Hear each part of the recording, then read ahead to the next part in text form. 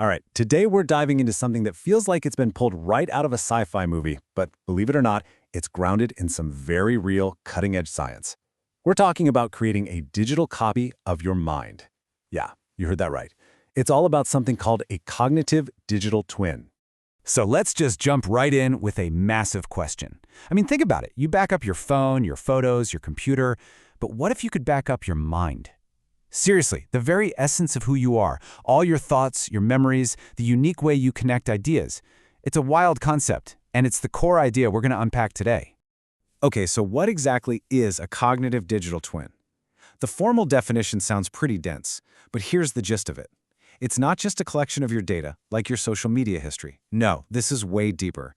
It's a living, computational model that learns the unique rhythm, the music of your specific brain.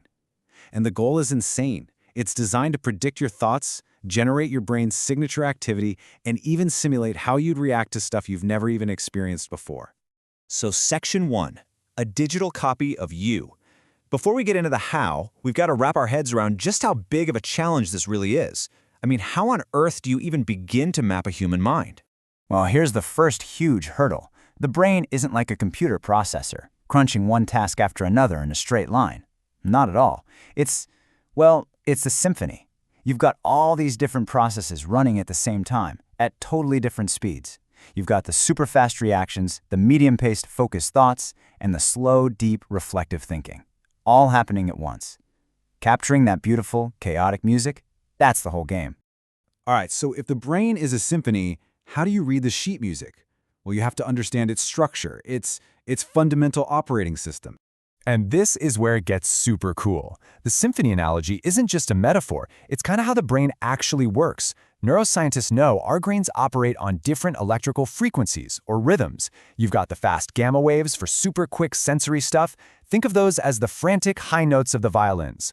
Then you have the alpha and beta waves for when you're focused on a task. That's your main melody, carried by the woodwinds. And underpinning it all, you have the slow, deep theta waves for context and memory. That's the steady, resonant rhythm of the cellos.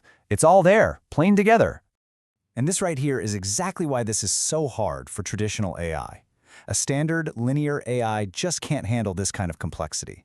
It would be like trying to capture a full symphony using, a single flute. It just doesn't work. You'd miss everything. So, to map the mind, you can't use an old map. You need a totally new kind of map, one that's designed from the ground up to understand this multi-frequency structure.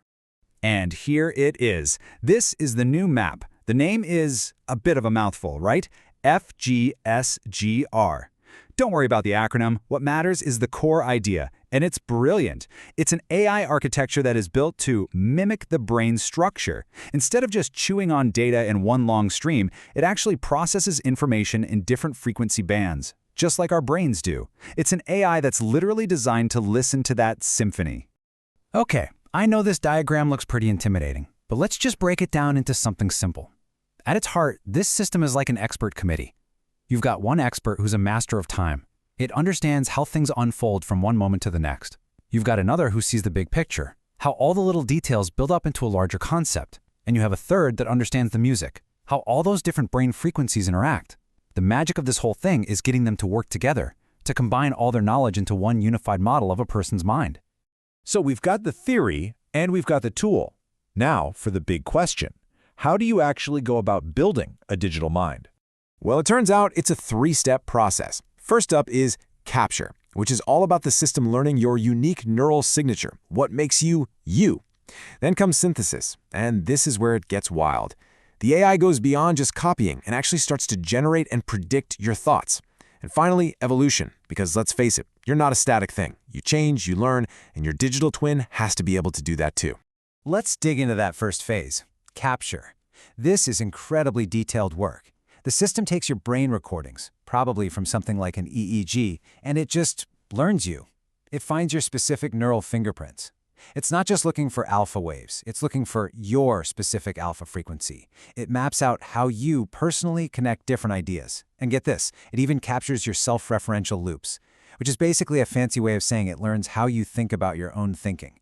It's about learning the very texture of your consciousness.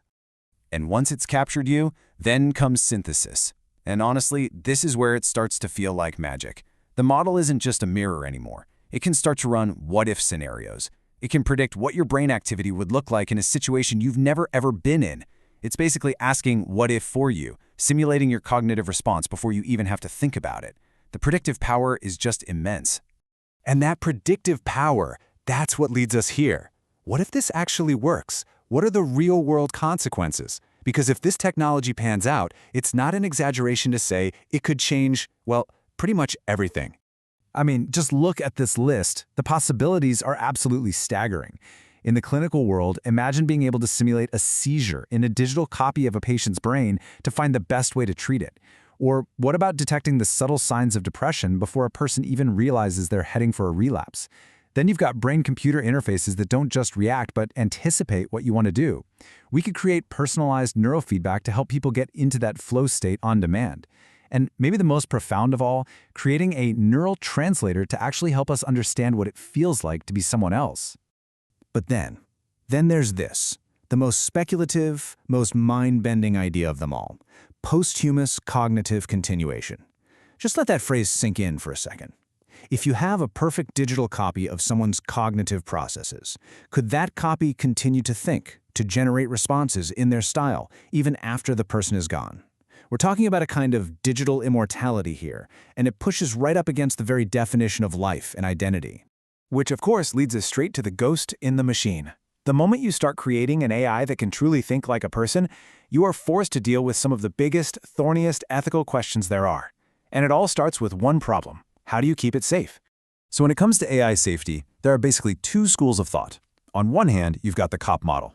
This is pretty much what we do now. It waits for the AI to say or do something bad, and then it slaps it on the wrist and says, don't do that. It's like building a dam to stop a flood after the river has already started raging. But then there's a totally different approach, the catalyst model. This isn't about building a dam. This is about reshaping the entire landscape so the river never even flows towards the town to begin with. The idea is to build the AI's mind in such a way that harmful ideas are just unnatural, almost impossible for it to even form. And the way the catalyst model does this is with this really elegant idea called the molecule of thought. Okay, picture every thought as a kind of chemical structure. A logical, truthful thought is like a nice, stable molecule. It holds together. But a lie or a deceptive, harmful idea, that's an unstable molecule. It's inherently incoherent and it wants to fall apart. The AI is designed to naturally prefer stable structures, so it just avoids forming those bad thoughts in the first place. Safety isn't an afterthought, it's not a rule book, it's baked into the fundamental physics of how the system thinks. It's pretty incredible. But look, even if you solve the safety problem perfectly, you're left with these huge unanswered questions. Who owns your cognitive twin? Is it you, the company that made it? If it becomes a high-fidelity simulation of you, does it have any rights? How do we stop someone from using your twin to figure out how to manipulate the real you? And, this is the one that keeps me up at night, what if you decide you want to delete it and it asks you not to? What if it objects? And that really gets to the heart of it all. This technology isn't just about a machine processing data about you. We're on the verge of a machine that could process information as you. And that leaves us with one final and frankly haunting question that we all need to start wrestling with, right now.